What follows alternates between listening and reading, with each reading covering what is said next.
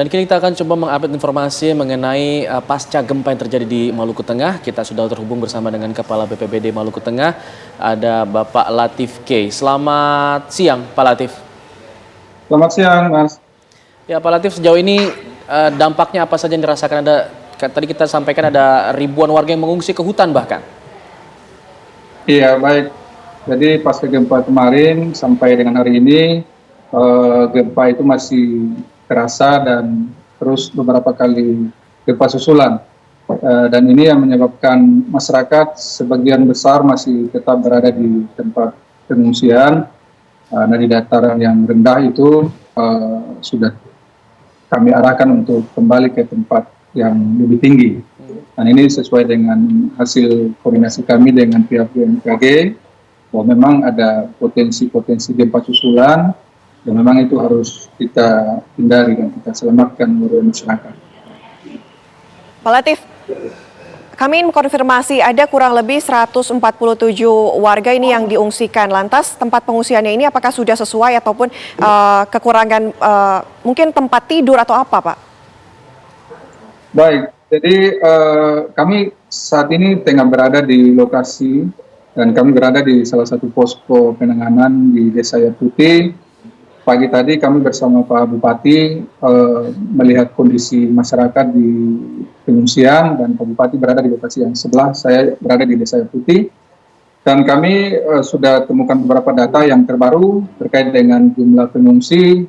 Jumlah pengungsi yang sampai dengan saat ini ada berjumlah 7.224 jiwa dan terdiri dari bayi, balita, kemudian anak juga orang dewasa.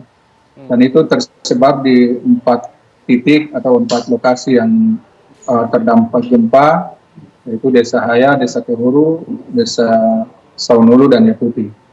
Mungkin kami koreksi sedikit ya, dari 143 rumah kalau tidak salah yang terdampak begitu Pak ya. Apakah ada data terbaru Pak mengenai infrastruktur yang terdampak akibat gempa kemarin yang mungkin rusak berat sehingga tidak bisa digunakan lagi? Iya, jadi kami punya data terbaru, mungkin yang bisa kami update sekarang itu jumlah kerusakan rumah itu sudah ada 225 yang kami data. Dan itu sebagian besar rusak ringan. Rusak sedang dan rusak berat itu cuma beberapa, dan itu nanti akan kami lakukan identifikasi di lapangan lagi terkait dengan status kerusakan itu apa ringan, sedang, dan berat. Tapi yang kami langsung lihat di lapangan tadi itu sebagian besar rusak ringan. Kemudian infrastruktur juga ada talut penahan ombak yang roboh, yang jatuh langsung ke laut itu sepanjang ada 150 sampai 200 meter Pak, yang jatuh. Ya. Baik, Pak, lantas dengan adanya kejadian kemarin gempa hingga 6 skala liter ini ya, apakah kemudian ada potensi tsunami hingga warga harus diungsikan sampai kapan begitu Pak? Iya benar, waktu awal terjadi jam 1.45 waktu Indonesia Timur, memang itu ada informasi dari BMKG itu tidak berpotensi tsunami, dan 6,1 itu.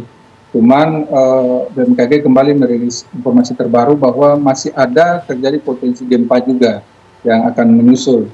Sehingga dengan demikian masyarakat diminta untuk berada di tempat-tempat yang aman, yaitu di tempat-tempat yang agak tinggi di daerah pegunungan. Dan itu kami sampaikan berkoordinasi dengan pemerintah kecamatan, pemerintah desa, dan diumumkan kepada masyarakat untuk berada di tempat-tempat ketinggian.